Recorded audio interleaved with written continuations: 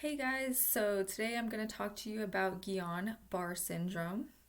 This is not one specific disorder, but rather a collective group of different forms of the disorder, and we're going to get into that, but I would like to discuss what Guillain-Barre actually is. At the basic level, it is a autoimmune neurological disorder where the immune system attacks the body's own peripheral nerves, specifically the axons.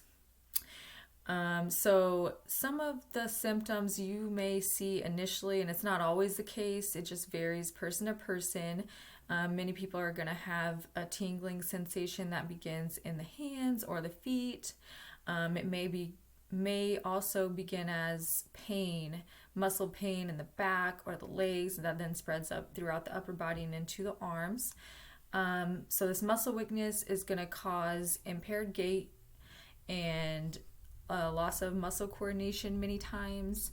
So people are going to have difficulty walking generally. Some other symptoms you might see are going to be decreased eye muscle movement or maybe even the inability to move the eyes at all. You might also see fluctuations in the heart rate and blood pressure and respiratory muscles as well. It could be a little difficult to breathe. And in severe cases, it can come to the point where that person's respiratory distress is so bad that they actually need mechanical assistance to help them breathe on their own. And in this case, it could be a medical emergency. So, or it is a medical emergency. So if you don't seek medical attention, it can be fatal. And another symptom that you may see is difficulty with bowel and bladder control. And so now I'm going to talk a little bit about the different forms and what makes them different. The first form I'd like to talk about is going to be acute inflammatory demyelinating polyradiculoneuropathy. And this is the most common form here in the US. In this form, the myelin itself is damaged. So that is going to affect the efficiency and the speed of the nerve impulse. Another form where only the motor neurons are damaged is called acute motor axonal neuropathy. And it's a little different than another form, which is called acute motor sensory axonal neuropathy. And in that form, both motor and sensory neurons are going to be affected. And a major characteristic is going to be areflexia, which is the absence of reflexes. Another form that's a little more rare here in the US, it's actually more prevalent in Asia. It's called Miller-Fisher syndrome. And this is considered a variant of Guillain-Barre. In this form, the major characteristic is eye paralysis, so the inability to move the eyes. And you may also see areflexia and ataxia. And ataxia is the loss of muscle coordination and balance.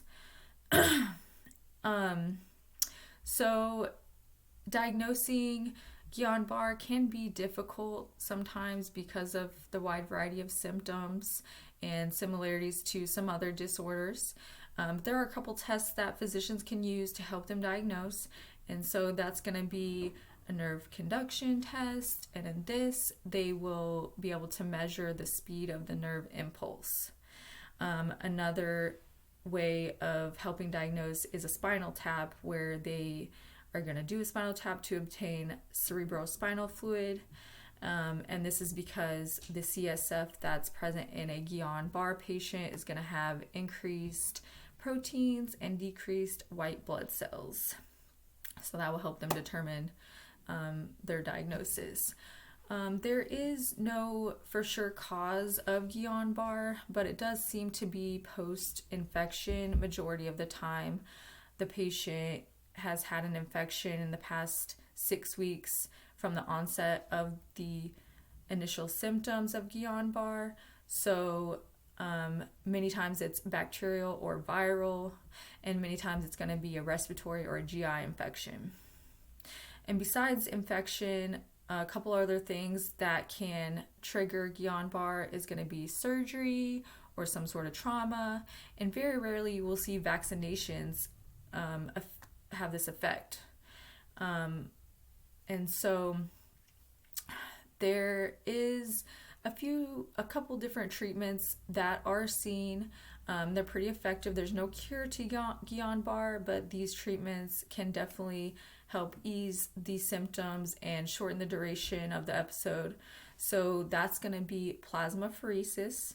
And in this treatment, the plasma is removed from the blood of the patient, and in doing so, you're removing antibodies that may be attacking the peripheral nerves. Another treatment that can be done is called immunoglobulin therapy. And in this therapy, immunoglobulin proteins from healthy donors are injected intravenously into the Guillain-Barre patient, and that is going to help shorten the immune system attack on the body. So a couple little tidbits I like to actually include here at the end. 70% of people diagnosed with Guillain-Barre do fully recover, but some people do continue to have some weakness somewhere, and that could be lasting. It could happen and last up to a couple years and then just suddenly go away. But 2 to 5% of patients do have a relapse episode. 60 to 80% of patients are able to walk within 6 months of the first symptom that occurs. So that's pretty good news. And the mortality rate is 4 to 7%. And that's because of such an acute onset of symptoms and people not realizing, they need the medical attention and they need these treatments to help them. And thank you guys for watching.